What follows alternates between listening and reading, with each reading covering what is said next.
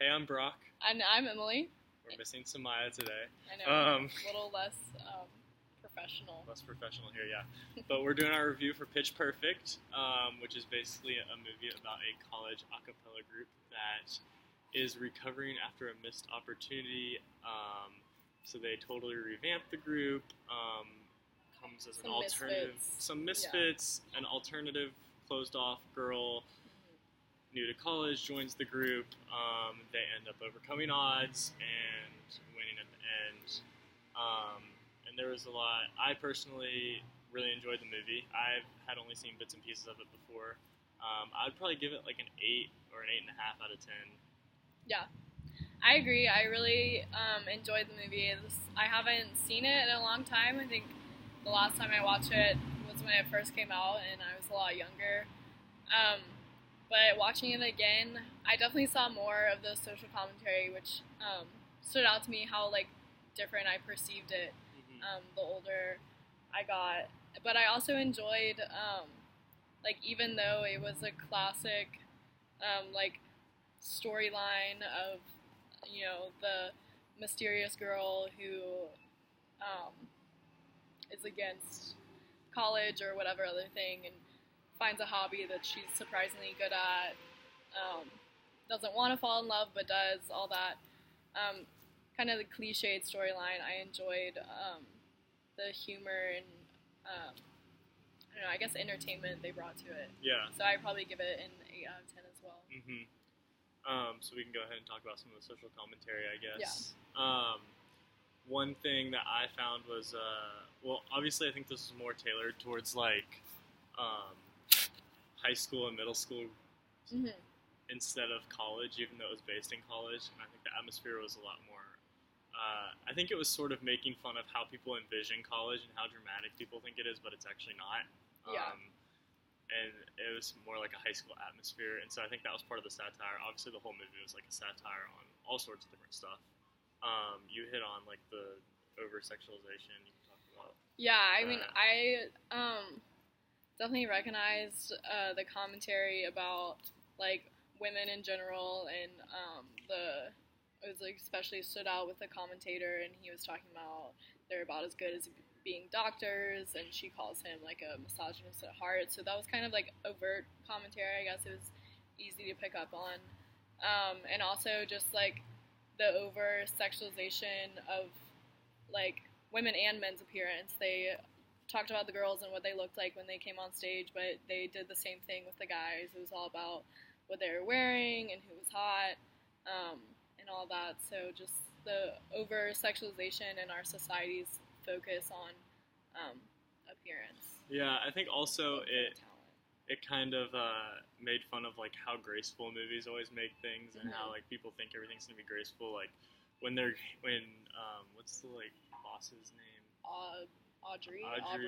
Yeah, is handing the pin to Becca because she's the new leader of the group after the back. It falls in the puke and everything's well. Yeah, it's this graceful music and then it's fail. It's satire in that way, making fun of this classic. Yeah, it's okay, life is awkward and funny, and it's not graceful like every Hollywood movie is. Yeah, and a lot of those characters I think are overdone in a way that makes it satire. Audrey and Boomer, I don't know, the leader of the Trebles, are just so over exaggerated, and in these classic roles. Yeah.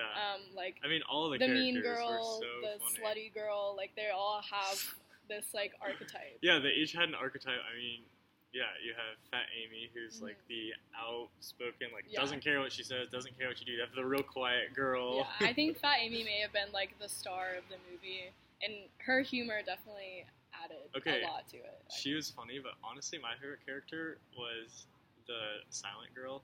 Yeah. Literally, she was just so funny. And then when she said, I put my twin in the womb. Yeah. That was just, sorry, that was just so funny. But yes, I thought the characters in this movie were really well.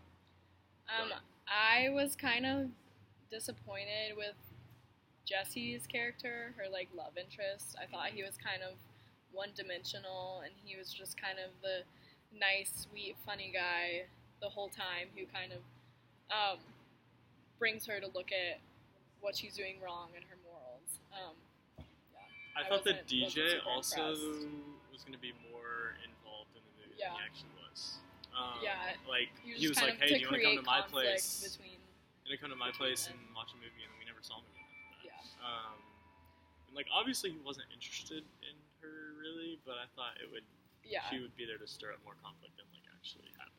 Yeah, I was also a little disappointed in the scene with her dad. I thought that relationship and that plot line was a little underdeveloped.